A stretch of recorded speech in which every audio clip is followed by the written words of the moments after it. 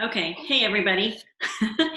It's okay that there's a smaller crowd because I know people will watch the recording of this, but it was probably a week and a half ago. I thought instead of doing a Q&A questionnaire on the momentum group that I would ask a specific question about fear, because I think fear is something that I don't want to say plagues us all, but like it's common to all of us. Like if you don't have specific fears about working plexus, you're not really working your business. Because I would say it's taken me a conquering a mountain of fears, really, to even decide to share. And so we wanted to just pop on and share. I mean, it's not gonna be a real long training, but just talk about fear. I have a list of things that people had commented, like, this is what I'm scared of, this is my fear. And I think when we speak it out, then there's clarity. And when you speak it out, you can just have that awareness so that you can overcome.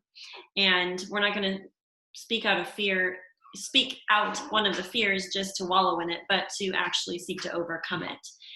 So I would say when I first started, it took me just a lot of kind of mental gymnastics to get over the fear of selling to people. Like that was my biggest thing, is I did not want to share something and for people to feel like I was just trying to sell them something. So much so that I hosted this event at our house, kind of like pop-up little event. And I was like, I just have to get the word out. I didn't even I had people come to it, but I was so didn't want to be seen as like working a business, or I didn't want people to think that they had to buy it. I just wanted them to get on the products because I knew that they could benefit other people. And so I found out a couple months later that this girl had just gone under Plexus worldwide. She was basically one of those orphan ambassadors. And so I'm like, well, I didn't know you wanted to get started or try the products. And it was because I was too embarrassed to say that I had a link that they could order from if they were, wanting to get started. So do you feel like there's been some fears for you? Yeah, still are. Yeah, I'm still overcoming fears. They're just different. So it's not like fears just go away. When you overcome, the thing about fear is that the fears will either paralyze you or fears can be overcome. There's really not a whole lot of common ground with fear, or it'll cause you to do nothing, which is the same thing as paralyzing you. So and fear is something we all deal with. It's not like, one of the strange things about fear is that you start to think that you're the only one that's afraid of that thing. It's not true. We're all wired about the same. So it's not, everybody deals with fear. So the thing is also about fear is, we were afraid all the way back. If you think about it, we were afraid of riding our bike without training wheels. All the way back when we were little, we were afraid of walking. What'd we do? We overcame. So that fear was gone. Okay, then what? Well, there's another one waiting for you to overcome. So then, fear, once you overcome one small fear, there's another one that's bigger just waiting for you. And I think it's this way all the way up to death. Death would be the biggest fear anybody has. So either you're going to overcome that or you're not. So I think my point is that fear is natural, but fear is meant to be overcome. So, and so whatever your fear might be in light of business, it's not, it has to do with plexus. Yeah, it has to do with your plexus business, but really it's just life. It's just a matter of overcoming it. It's either going to paralyze you or you're going to overcome it. You have to make a choice and you have to overcome it. And I've overcome a lot of fears in plexus. I was afraid of the business opportunity. I wasn't afraid of the products, but I was afraid of the network marketing industry. I was afraid of what people would think of us. I was afraid of being labeled a network marketer. I was afraid of saying I was a network marketer. I was afraid of Rejection. I was afraid of what people Criticism. thought of me. I was afraid of leaving my job and doing Plexus full time. You know, I was afraid of doing a live video, right? I was afraid to fail. And now, on occasion, I'll be completely vulnerable with you guys. Now, Megan's a diamond, I'm a diamond, and it's like now, on occasion, it creeps up like, what if I fail? Or what if it all goes away? Or what if the election happens and the whole thing goes to nothing? Then what? You know? So fear is not something that it's just not something that some people deal with. It's something we all deal with. You know, it's what are you going to do with it though? I had a thought today, like, well, what if this thing all comes crashing down to nothing? What if, we have a new house we built, we have all these things, and then what if it just comes down to nothing? So then a fear popped up. So what do I do with the fear? Me personally, I had to confess it. I'm like, Lord, I'm just thinking crazy right now. I need a nap. And my mind's racing 100 different directions. I need to drink water and I need to go take a nap. So I did, but so I share those things to say, fear is it's just a part of life. But you have a decision to make when you're afraid of something. You can either allow it to paralyze you, or you can conquer it and move forward, move on to the next fear. And actually do the thing you're scared to do. If it's something that takes action to do. And I will say, don't you feel like as you press in to whatever the fear is, that maybe it's a fear of a live video, or fear of sounding stupid, or fear of sending out messages and getting told no, and deciding, like you said, you know what, I'm going to send the message, I'm going to make the video, I'm going to do the thing, because guess what happens when you do the thing? It's almost like a mirage, or a little poof. The fear vanishes when you actually take the action, because as you take the action, you're going to get better at whatever you're scared of doing, right? And I think also you realize it's really not as scary as you think once you actually do it. It's almost like the prep work to actually do the action is the scary part. And I think also we have to remember that perfect love casts out fear. I remember Jessica Heffley did a video that spoke to my brain space, and she said, you know what?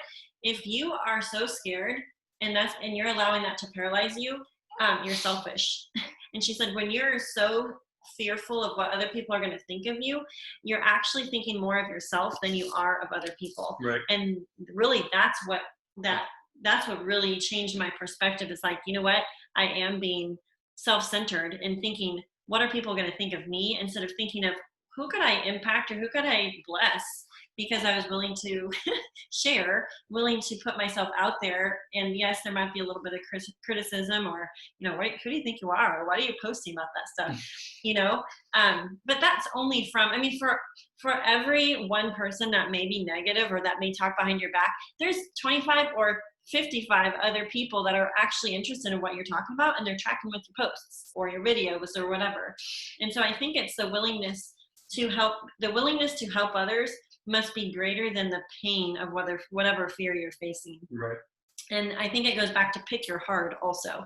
Like, to me, sitting in my bed, nursing my baby, sending out messages about Plexus or making a post about Plexus was a whole lot easier to me than which I'm not a nurse, but I'm just thinking, if I had to leave the house for a 12-hour shift anywhere and have to drive an hour, that's hard. So I think it goes back to, our brains create these stories that aren't necessarily true. So let's go through a couple of these fears that people had mentioned that they're scared of. So scared of bothering people. Okay. Is scared of bothering people. What would you say about that? I would need to know more information. That's not really enough. So you're afraid of what? Bothering what? I think that means annoying someone because you messaged them or because you made a post. Well, one thing I look back as my own story. I'm glad that somebody annoyed us. Like, Were you annoyed? no, actually, I wasn't, and I don't think very many people are annoyed when you reach out to them, unless it's a real creepy, spammy, like weirdo message, or um, if you're reaching out like this, hey, Joe, I haven't talked to you in 25 years. Want to join Plexus? Then you're annoying people. So if you're doing that, don't do that. But if you're not doing that, and I think if you're genuine and you are talking with people and have a conversation with people, um, I don't think that you're annoying them. So I guess the first question I would say is, are you annoying them? Maybe you Are are. you being annoying? Maybe you. Maybe you're being annoying. I don't know. I think that's something worth looking at. Uh, but if you're just reaching out to people, you're probably not really annoying people at all. That's probably more on you than it is on the people you're sending messages to. And sometimes when you're so scared of being annoying or scared of being pushy or any of those labels you put on or that you're scared of, a lot of times you'll end up being how you are fearful of coming Yeah. across. So if you're actually confident and you're excited about what Plexus is about and what it's done for you and what it's done for your health, people are going to basically mimic and mirror the posture that you have when you approach them. And so if you're so scared of bothering people, you'll probably come across as weaselly and mousy Maybe and kind timid. of annoying and too timid. And so I would just encourage you. I never felt annoyed with any person that reached out to me about Plexus. I was actually like, oh, Plexus again? What, like, what's up with that stuff?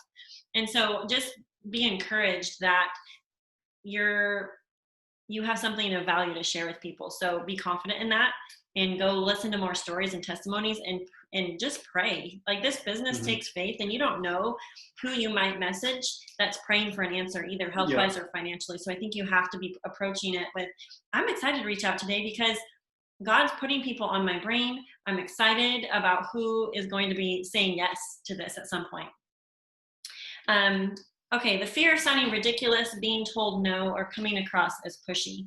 I think this kind of goes back to what we just talked about. Yeah, it's kind of the same idea. Yeah. So how would you approach Joe that you haven't talked to in 25 years? So you gave the example of how to be annoying, but how would you not be annoying to Joe?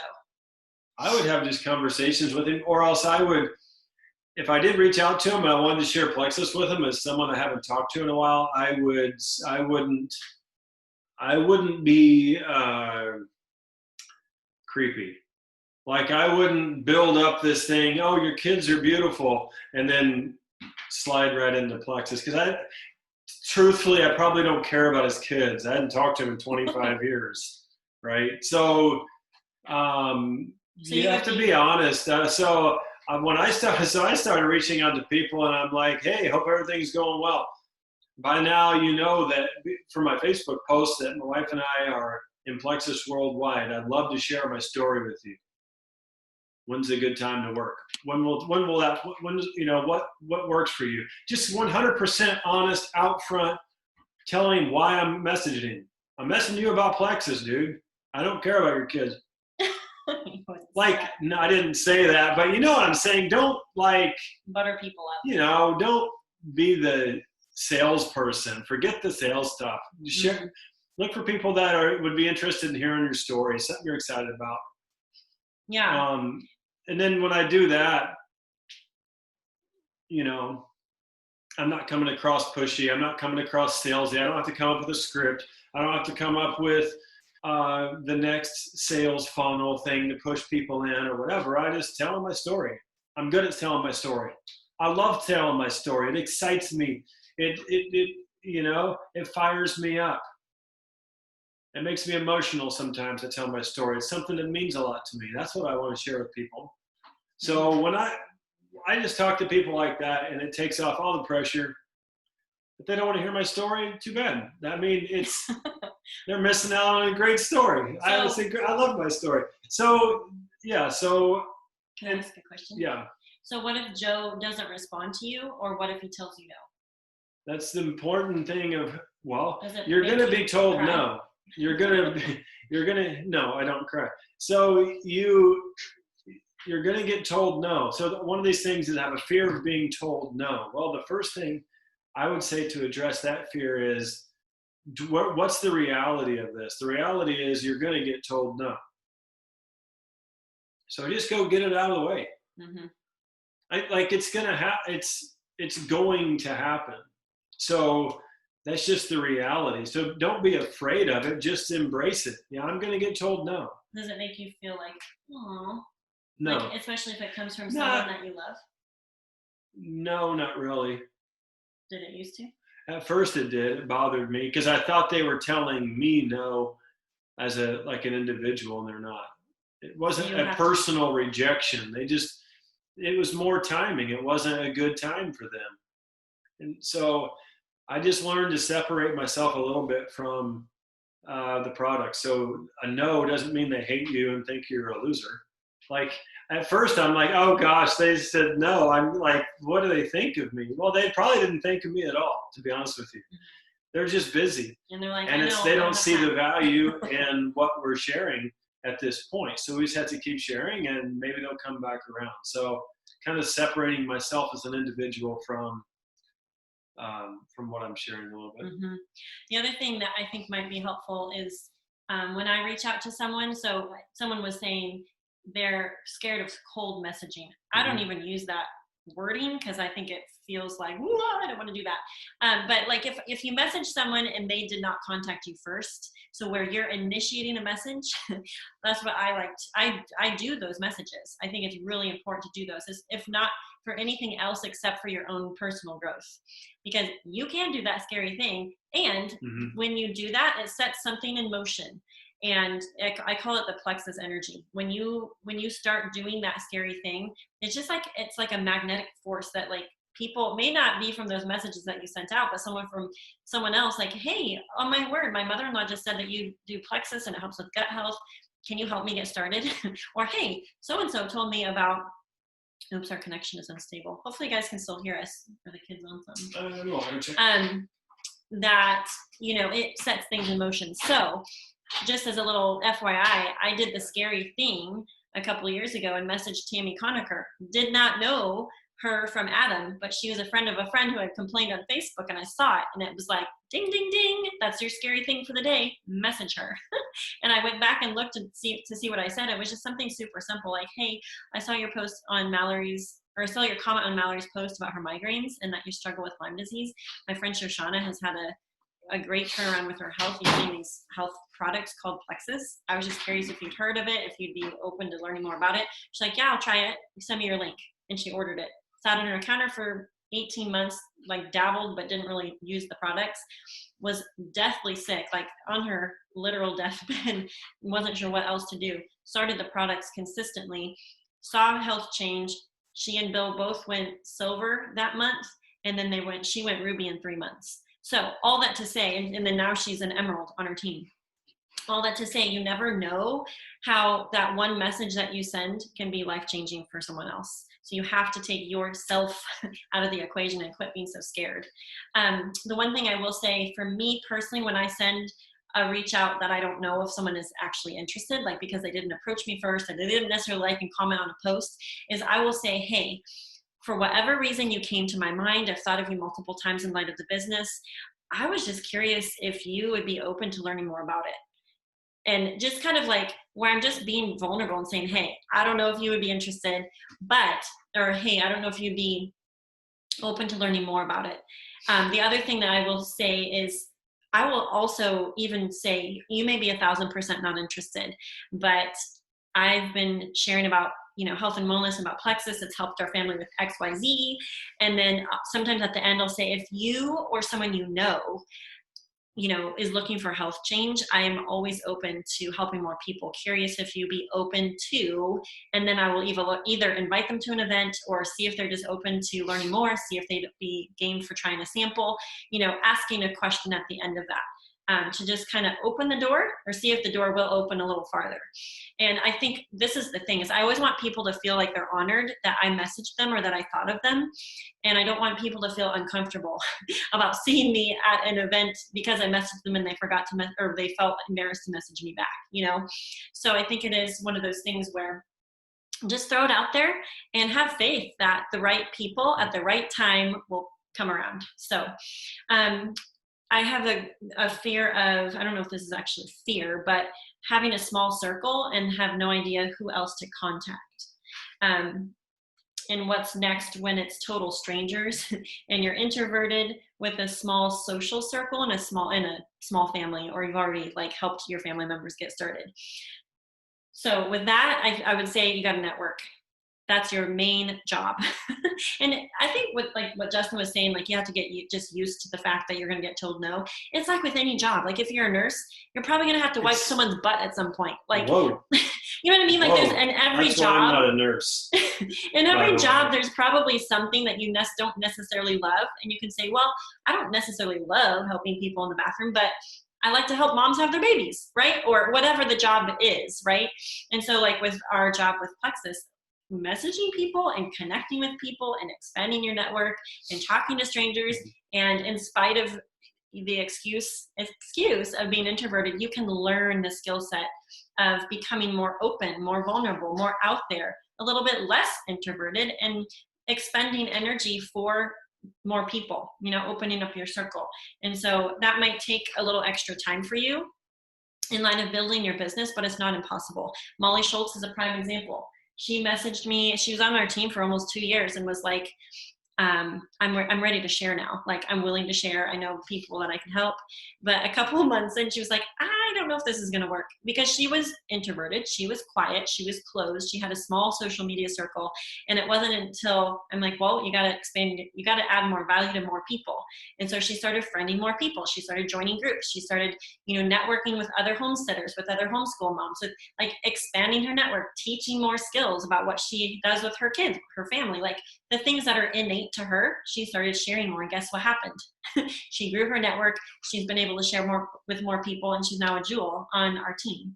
And so, Justin, do you have anything to add about small social circle? I think if it was like 1960, maybe it'd be a problem.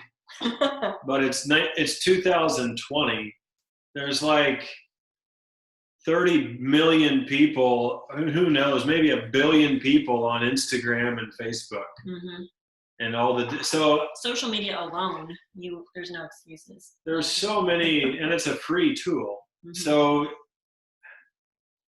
our biggest teams and biggest things aren't even from our closest relatives or friends. No. So so I don't know. I think that we still have family members 5 years later that still won't even mention Plexus. Like they don't even ask how the business is going or nothing. Like it's like we just don't talk about it. So it's really strange.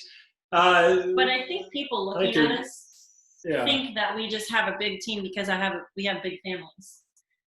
But most of those people either are like this, or they don't stay consistent with their products. Yeah. So I don't know. I think the truth of the matter is that when you look at just people on our team, Gretchen Phillips. Gretchen wasn't even on Facebook or social media when she started. Mm-hmm. So that would be an example. Brooke Hemingway had 150 Facebook friends, right? Mm-hmm. Now they're triple diamond. Times 3. She's double diamond. Her husband's a diamond. So I don't know that you have to look at one thing with fear is you have to look at truth. When you're afraid of something, a lot of times it's not true. So even when you're looking at, well, what if I get told no? Well, the truth of the matter is you're going to get told no. Just embrace the reality, like embrace the truth. And I have a small circle. Okay, embrace that. And I've got a small circle. And go on a trip. So go on and go on a vacation too. That's been huge for us. And we don't just go on vacation to talk to people. We just talk to people wherever we're at. Mm-hmm. And then so when we're on vacation, we just talk with people. meet people. We don't try to sell anything. We just make connections. And that's added teammates throughout the last few years. And relationships. Like, it's not just all about selling and trying to get people on your team. So, because don't you feel like if you're putting out the vibe like on the hunt for the next sign up, it'll come across that way, and people they'll be like, ooh, they'll get the vibe that you're desperate. So don't be desperate. Just connect for the sake of connecting. Just have like 7 kids and get a big van, and people will just ask you, what do you do? Simple. Y'all are weird. That's easy. That's it. Simple, guys. That's all you have to do. But no, I think growing your network is fun. I like people.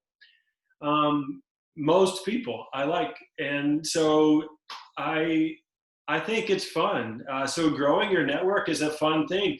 The cool thing about social media and the power of social media is you can connect with whatever group of people you want to connect with. If you want to connect with Republicans, you can. If you want to connect with Democrats, you can. If you want to connect with people who like guns, you can. If you want to connect with big families, you can. You can tailor make your network with social media. So you can grow. Anybody in 2020 can grow their network through social media platforms or through just local platforms too, and just go join a group, be a part of something new. You can meet people. It's just a matter of meeting people. Yeah. And I think the thing is, most people have an average of 500 people in their network. And a lot of times when people say that their network is small, I mean, maybe so, maybe yours is below average, but still you have a network, and those people have networks. And so if you actually work your network, you're going to make things happen. And I think what's next when it's total strangers, you're going to have to learn the skill set of being friendly with people, even on social media. So you can't friend someone and then right away go message them about plexus. That's just spammy. Strangers are easier to talk to. Yeah. And so ask quite them, honestly, connecting messages, go and add comments of value on their Facebook wall, or if you're in some groups, daily connect with people and just add value to them. Help them find someone in, I don't know, a mom group in your area, or help other people in light of other things that they might need help with. Okay. And that's a reciprocal thing that will end up coming back to help you also. So the fear of friends and family starting and then quitting 2 months later kind of goes back to the whole fear of rejection thing, getting told no. You're going to have people come and go. You just have to know that it's just part of the process. People will come and go, and they'll come back.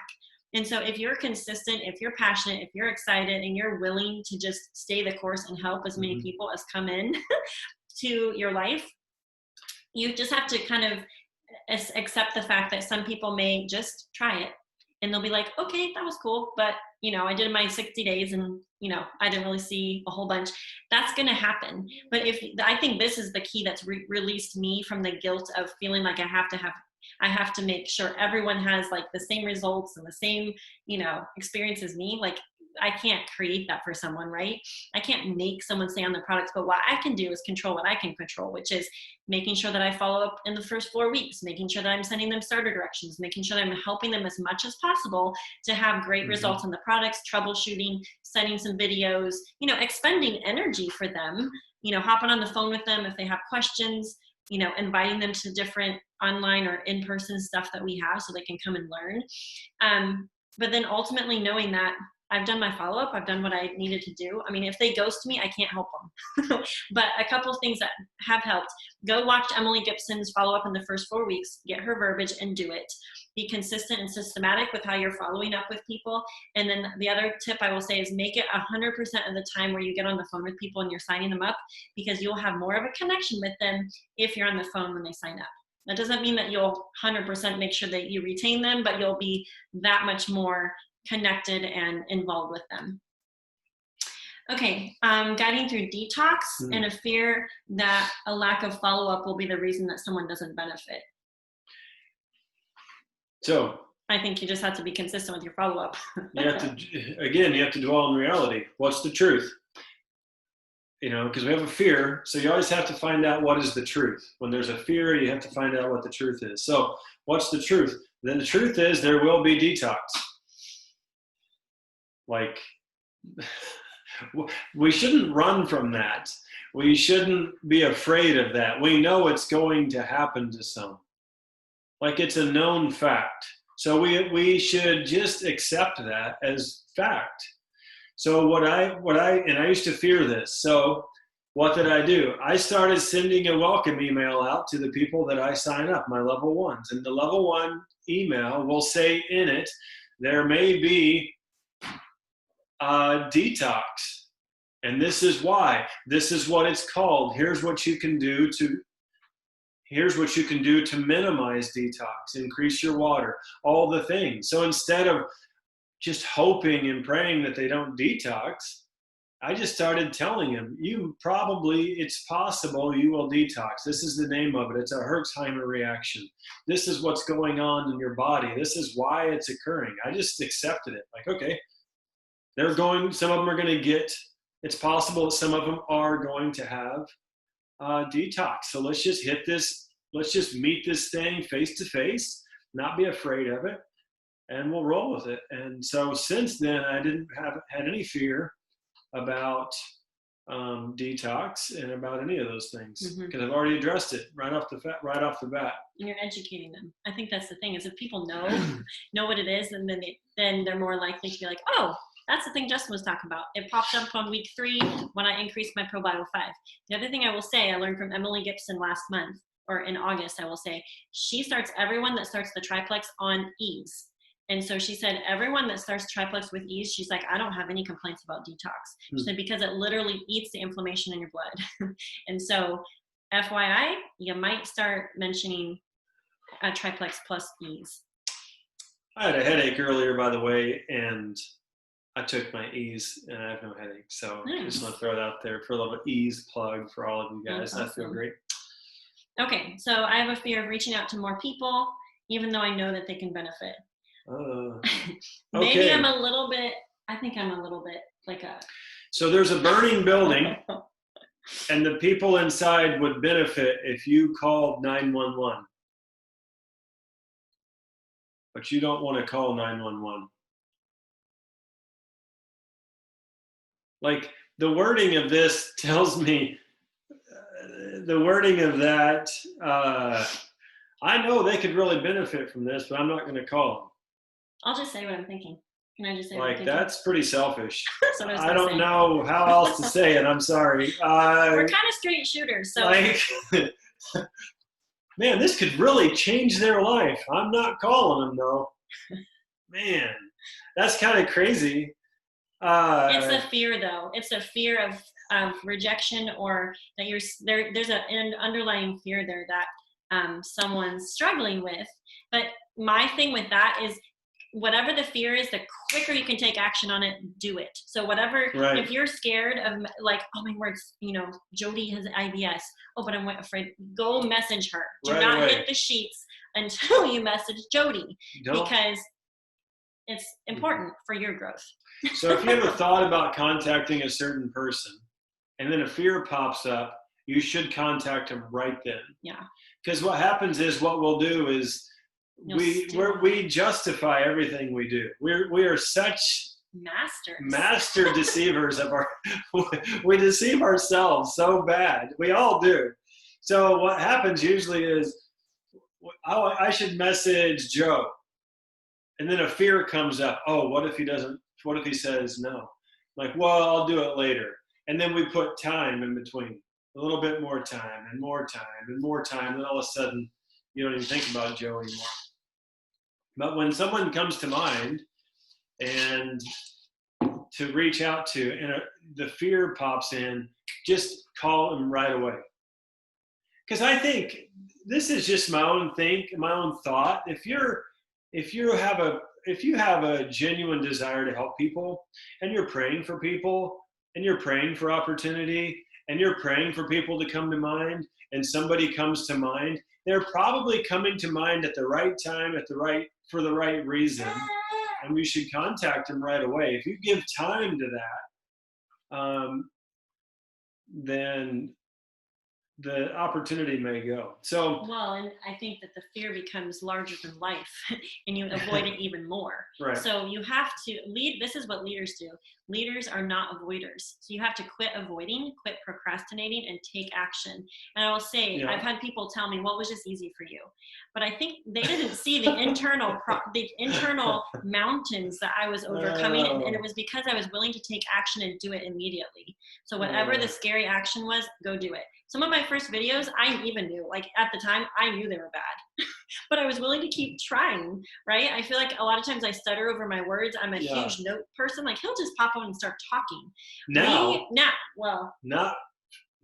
at the beginning. Like one of the first live videos I did, I was sitting in the yard and then I just rambled on for like 9 minutes. It was the worst video ever. Wind blowing into the microphone. I was trying to tell a story. It was the worst storytelling ever, but I did it. I did it. And then the next time it got easier, and the next time it got easier, and no one threatened me. No one was mean. It was Facebook Live, but the thing is, I did it. Just meet it head on and do it. You're not going to be perfect. Who cares? That's what makes you relatable, though. Too, is when you hop on the live and you say a bunch of ums. Well, you can get better at not saying the ums, right? But also, your people are going to realize, like, oh, this literally happened to me last night. I was at my brother's house to do for a birthday party, and I had to do a live videos for someone's event. And my sister-in-law was like, "Oh, be careful with that chair because it's broken." Well, I don't think, and I like leaned back a little bit. I almost tip out of the chair. Okay, so all that to say, like, sometimes that's what makes you relatable, though, because I was cracking up, and people on the live were like, "Oh my word!" So that's the real life stuff. That's what people track with. The other thing is, I think you just have to own it. Okay, if you're reaching out and you're scared to reach out, but just own that. Like, know that you're scared, but do it anyway. And I'm kind of a no nonsense, no drama, just go do it. I'm probably like a little bit insensitive to myself and to people when I'm just like, quit with the excuses. Like, I think it's good to verbalize the fears, but we just have to go do it, guys, right? Fear of saying why I started Plexus, because it opens you up to criticism. Again, own it. Know that you might get criticized, but guess what? You might change 1,500 people's lives in the process because you're willing to go and be vulnerable about your GI problems, or the fact that you couldn't get pregnant, or you had PCOS or period problems or whatever, So we kind of talked about the scarcity of not knowing people. Failure to succeed. Okay, fear of failure. Oh boy, failure to succeed. And this kind failure to succeed. And this kind of goes into not making leaders retreat. Is it the fear of success? Yeah, or failure to succeed. They're afraid they won't get to where they want to go. Okay. So some people fear failure and some people fear success. It's still all a fear. I don't know which one we're going to do. Well, can you talk a minute about, okay, for example, leaders retreat. You're really working to get leaders retreat, and this is the last month, and you're just scared. You're scared of not hitting your goal. What would you say to the person that's worried about not hitting their goal? They set the goal, but they're scared they're not going to hit it. Well, there's a lot of things. You may not hit the goal. That's what I would say. Like, I set a goal last month, and it was a little far-fetched for me, especially given that I just had a baby and I wasn't working like as much as I normally do. But I set the goal anyways, and guess what happened? I got a lot farther than I would have gotten if I wouldn't have ever set the goal. So I think with all of that, it's a learning curve. So sometimes we win and sometimes we learn, right? So what I would say is your fear of not making leaders retreat. Well, the way I would address this is that it's October 8th, 9th, October 9th. It ends in like 22 days, the contest. So it's possible you're not going to make it. If you've waited until almost the 10th of October to earn it, it's possible you're not going to make it. However, if there is a possibility, and there's always a possibility, then I would I would get so busy working my business that I didn't have time to be afraid, because that's what it would take to earn it at this point anyway. If there's still openings, if there's still openings. So, and that's just on the specific leaders retreat thing. That's how I would address it. I would say know your numbers, because if you're over halfway there to earning it, you're going to have to map it out. If that's you and you're like trying to earn it and you're just scared and you're not sure how you're going to do it, contact us or contact your sponsors. Like, we'll help you map it out. So we do that for people. It's actually non-emotional. Mm-hmm. Setting goals has nothing to do really with emotion. It has nothing to do. It has to do with reality. Again, like I've said several of these questions, when fear pops up, you always have to find out what is the truth. The truth will set you free. So you have to find out the reality. Oh, I really want to go to leaders retreat, but I don't know how. Well, let's look at the reality. You need X number of credits to go. How many? That's a truth. We know that. So was it 800 credits? Mm-hmm. Is that what it was? Where are you now? How many credits do you have today? I have 700 credits. Someone might say, okay, well, the reality is you need 100 more credits. There's nothing emotional about that. That's just basic math. Mm-hmm. Like, there's no reason to be afraid of that. There's no reason to dig into that. That's just the truth. We need 100 credits. Now you have to just go through and you have to break down according to the Leaders Retreat Contest rules. How can I get 100 credits in this last few weeks? Can I say the answer? Well, if you know the answer, pop it in the chat thread. But what I would say is get someone to silver and sign a level 1. A silver level 1 gives you 75 credits. A new ambassador level 1 gives you 30. So right there, boom. So you're there.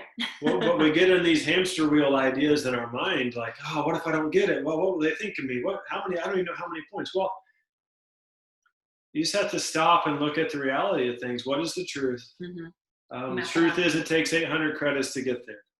And wherever you are with credits today is where you are today with credits. Like, you can't wish you have more.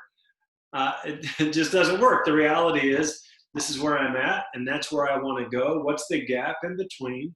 How do I fill the gap? Mm-hmm. And that's how you set those goals for like a contest or something. But well, can I say something? Yeah.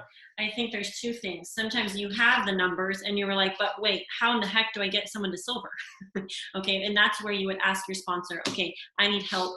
How do I even get someone to silver? Okay. Or obviously, if you already had 700 credits, you know how to sign a new ambassador. But you might have to try a lot of different things. You might have to throw out a product post. You might have to host a sip and see in your house, like a pop-up sip and see tomorrow morning, and invite all your people. You might do some events for people. You might do some stuff you've never done before, like make a little video and blitz it out to 50 people in your Facebook friends list, right? The other thing, I think when you look at the numbers, I think sometimes we have a fear of hard work. I'm just going to say it. We fear getting gritty and saying, okay, this is what I know is going to happen. I'm probably going to have to stay up late. I'm going to have to get up early. I might have to hire a babysitter for an afternoon or for the rest of the month so that I can get my Plexus work done and be 100% present when I'm not working my business, right? So I think the reality of just knowing what it's going to take. Sometimes we fear scaling that mountain, but when you're at the pinnacle of the mountain or when you've attempted the mountain, that in and of itself is enough fuel to keep you going for the next goal that you foresee and then can hit, because you've also gained way more of a skill set because you tried for the goal. Mm-hmm. Okay, the last thing I'll say that I have in my brain is, in light of all the fears, if you know why you're doing what you're doing, the fears are going to dissipate. So if you are feeling like you're overwhelmed with a bunch of fears, I would just encourage you to find a quiet space sometime like in the next 24 hours, find a little nook, go on a walk, take a hot bath, whatever it is, and get a blank sheet of paper or your notebook or your journal or your 90-day journal and figure out what you want. What do you want to create and why? If you are solid on your why, you're going to be a whole lot less easily swayed when people try to bring you down. And so I would just encourage you to evaluate your motives, because if you know why you're doing what you're doing, people can throw all sorts of insults, jabs, whatever at you, and you're going to be like, you know what? This is why I'm doing what I'm doing. and because you're solid, you have clarity, you know your vision for what you're doing and why you're doing it. So that would be my encouragement there. There's a couple people that chimed in here. Jenny says, I really like the idea of just coming out with what you're messaging them about, no fluff. Yep. Stephanie said, I got my 30 no's for the day. Laugh out loud. Yes. Bingo. Melinda said, my friend Vivian always tells me, in any fearful situation, think of the worst thing that can happen, and then you already know. That's true. Worst case scenario, what's going to happen? I actually think through that a lot of times. It's like, worst case scenario, if I message this person, what's the worst thing they can do or say? Just say no, right? So I'm an Enneagram 6. Well, I'm a real odd Enneagram person, so my numbers are really kind of strange. However, a 6 is the most that I am. So I always consider worst case scenarios. Like, I just can't help myself. And it's weird, but at least I'm prepared. So it used to bother me when I did that. I'd think of what's the worst possible thing that could happen if I call this guy, or what's the worst possible thing that could happen. And it used to scare me, but now I just embrace it. I'm like, okay, well, yeah, that could happen. So I'm prepared. So, that happens. Stephanie asks, how long should it take to develop a new relationship before you bring up plexus? I think it depends. It's not a formula. I know everyone wants a formula for stuff. I think it depends. I think it depends on the person. I think it just depends. It'll just feel right. So it's like, I don't really have, if I meet somebody new, I really don't have okay, it's day 6, it's time to bring up plexus. Like, I don't have like an alarm on my phone or something, message Bill about plexus. You met him 6 days ago. It's a matter of just the right timing. Some people, it could be years. Some people might be interested the first time you talk to them. I mean, people are so different. So I don't know that there's a real formula. I think it just, whenever it feels right, then it's time to bring it up. I think if someone keeps coming to your mind, Right. that's code for, maybe something's there that I should be, be willing to bring it up. I think at some point you just have to bring it up. Like, hey, I'm sure you've seen my posts. I'm sure you've seen my post by now. We're just curious. Like, would you be open to trying plexus, or would you be open to checking out a live video or this call that we have going? I think also in light of, sorry, it's weird when I can't see myself talking, but I think also with that is just go by intuition. When you have to be willing to trust yourself in light of the timing of that. And sometimes it's the fear, like just getting past the fear of bringing it up to someone. But I think using that verbiage of, hey, you may or may not be interested, but I thought of you, Alicia was asking, I have questions about plexus in Mexico. Where and how do I ask them? Alicia, do you have connections in Mexico? Oh yeah, you do. Yeah. I noticed that you had a question on the team page. Let me go look at that again. Do you want to talk? Yeah. Did you listen? Were you able to be on the call when Hector was talking? Oh, you need to unmute. Okay. There you go. I'm new with Zoom. Yeah, I heard Hector talking, and I'm actually in a chat with him and Hannah, which has been helpful and informative in a lot of ways. But I still have more questions, and I kind of want to get a diversified perspective from other people who have dealt with people in Mexico as well. Yeah. What would be the biggest question you have? Okay, so right now, my big question is when I get on to the Plexus site, there's only one package available because they're out of everything else. Right. So how do you deal with that if you have ambassadors signed on or customers in Mexico? What if they only want triplex and they don't want anything else? How do they go about keeping their subscription up? What happens if Mexico is out? That kind of thing. How do you deal with that? That's just a temporary thing. Well, the thing is, again, just like we were talking about with fears a little bit ago, we have to understand reality. And the reality is, as of right now, that's the products they have available. So one of the things is, and why a lot of the people on Hector's team will still continue to order, even though they might want something different, even though they might want the protein shakes or something else that's not available right now, they'll keep their subscription up because they're working the business. And they're going to need the 100 PV. So I think that's important. As far as the products go, though, that's just one of the unfortunate things of 2020. Fortunate thing of good growth. Fortunate thing of 2020, though, is Mexico growth. So Mexico growth is huge. It's one of those things, I think you just control what you can control. Yeah. Right. So it's been it's a real problem right now. I know having the one combo available, that's just unfortunate. It's challenging for me because I'm a newbie and I've only ever done triplex. So I feel, and I know that the other products are great, but I personally haven't tried them. And also, Mexico has been hit hard by the coronavirus. A lot of people don't have the wages, or their jobs, or they have less hours, whatever. And if I'm understanding correctly, the cost crosses over. So they'd be paying American dollar prices for the products, only with pesos. Correct. So that, in my, is a huge obstacle for somebody. I'm afraid when I get to the price with these people, they're just going to be blown away by how much it is, if they're not in a place to want to really start off with a business. Right. And they're just looking at their health right now. That is true. However, the interesting thing is it's also the same. So it seems like it's a lot of money for them in light of the products.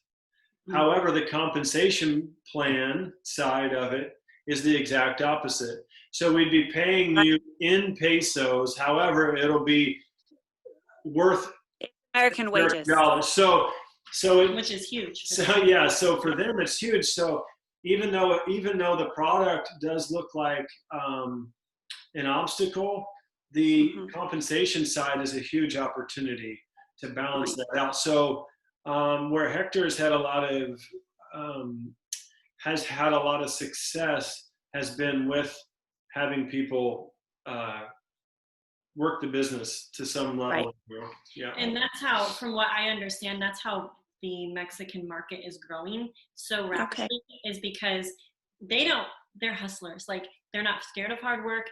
Network marketing is not does not have a bad rap in Mexico. And so, like, you're basically pitching the business and they're already in on the products, because the products in general are like so far beyond, like, in light of what has been offered in Mexico in terms of supplements has been huge. I mean, is a really, really high quality supplement, and they haven't had access to things like that with other network marketing companies. And so it's a great product, great compensation plan. And once they get wind of that and kind of catch the vision for that, it's really big and it's really huge for those people. So I would be encouraged, like, not letting your own mindset hold you back in terms of, I haven't tried these products, or, you know, being afraid to share the business with them, because they're actually very much business minded.